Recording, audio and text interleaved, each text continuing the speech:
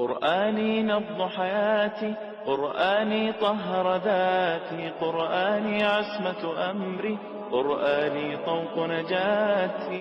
Bismillahirrahmanirrahim. Salam əziz tamaşaçılar və hörmətli dinləyicilər. Müxtəsər və faydalı təfsir proqramı ilə yenidən sizinlə birlikdik. Ələq surəsinin təfsirini bu gün də davam etdiririk. 4-cü hissə. Ümid edirik ki, bu proqramımızın sonunda aşağıda qeyd edilən suallara cavab verə biləcəksiniz. Həzrəti Peyğəmbər sallallahu aleyhi və aleyhi və səlləm səcdə etdiyi zaman Əbu Cəhl onunla necə rəftar etdi? Əbdən sözündə məqsəd kimdir? 3. Həddi aşmağın, yəni tuğyan etməyin kökləri nədir? 4. Ələq surəsi 6-14-cü ayələr hansı incə məqamlara toxunur? 5. Ələq surəsi 6-14-cü ayələrdən hansı mesajlar əldə etmək olar? Bizi izləməyə davam edin. 9 və 10-cu ayələrin nazil olma səbəbi. Hədislərdə oxuyuruq, Əbu Cəhl öz tərəfdarlarından soruşdu, sizin yanınızda da səcdiyə qeydirmi? Dedilər, bəli.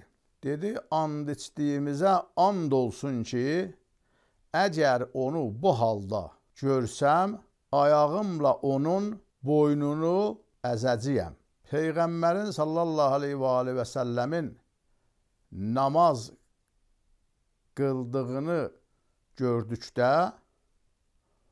onun mübarək başına təpiklə vurmaq qərarına gəldi. Ona yaxınlaşdıqda, sanki əli ilə nə isə özündən uzaqlaşdırılmış kimi geriyə çəkildi. Müşriklər soruşdu, bu nədir? Sənə nə oldu? O cavab verdi, ona yaxınlaşdığım zaman qarşığımda odla dolu bir xəndək gördüm. Bu zaman sözü gedən ayələr nazil oldu. Məcmuəül Bəhreyn təfsiri 10-cu cild səhifə 515. Ayədəki əbdən sözündə məqsədin Peyğəmbər sallallahu və sallamuhu aleyh olmasına baxmayaraq Həzrətin əzəmət və hürmətinə xatir qeyri-müəyyən halda işlədilmişdir. Əbdən izə səlla. Ələq surəsi 6-14-cü ayələrindən əldə edilən mesaj və nəticələr. İnsan naşükürdür. Biz onu yaratdıq, bilmədiklərini öyrətdik. Amma o, Rəbbi qarşısında həddini aşır, azğınlıq edir. Kəllə innəl insənə ləyadğa. 2. İnsan özünü ehtiyatsız hesab etdiyinə görə həddini aşır. Ləyadğa ən rəahu istəğna. Namaza mane olmaq haram işlərin ən aşkar növlərindəndir. Yənhə əbdən izə səlla. 4. Hətta özlərini haqq olmasını ehtimal etsələr, belə onlar Peyğəmbərə bu cür rəftar etməlidirlər. İnkânə aləl huda. 5. Ləyaqətsiz insanı ehtiyatsızlıq təsəvvürü belə məst edir. Ləyədğa ən rəahu istəğna. 6. Elm təklikdə yetərli deyil. Çünki insana elm verdiyimiz halda həddini aşır. Əlləməl insənə mə ləm yələm innəl insənə ləyədğa. 7. ehtiyatsız olmaq yaxşıdır. Lakin özünü ehtiyatsız saymaq azğınlıq üçün şərait yaradır. Ən rəahu istəğna. 8.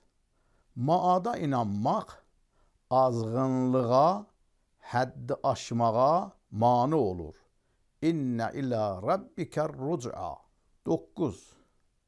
İnsan sahib olduqlarını dünyada qoyub gedir.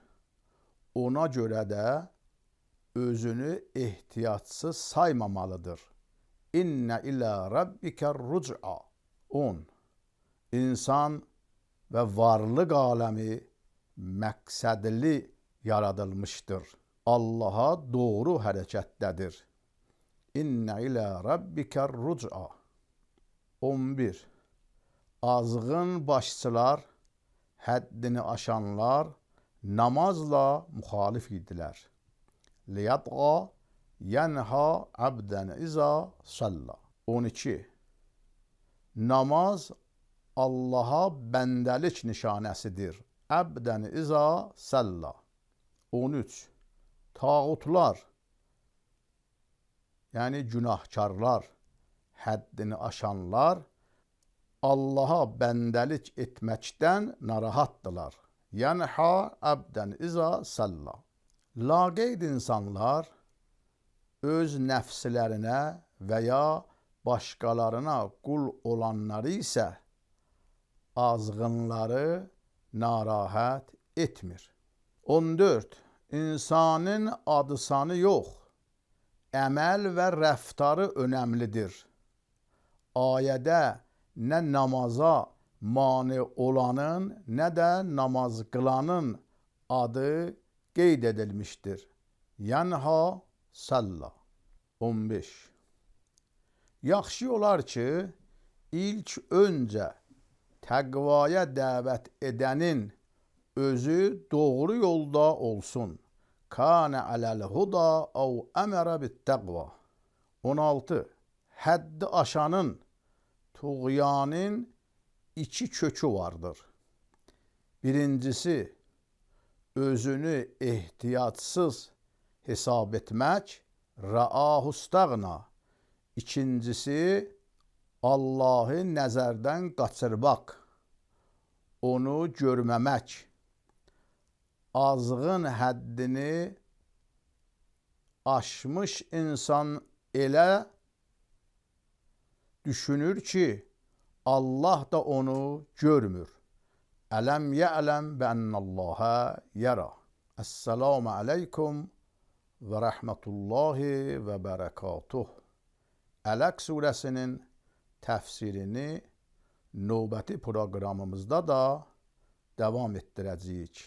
Gələn görüşlərə dək Allah amanında qalın.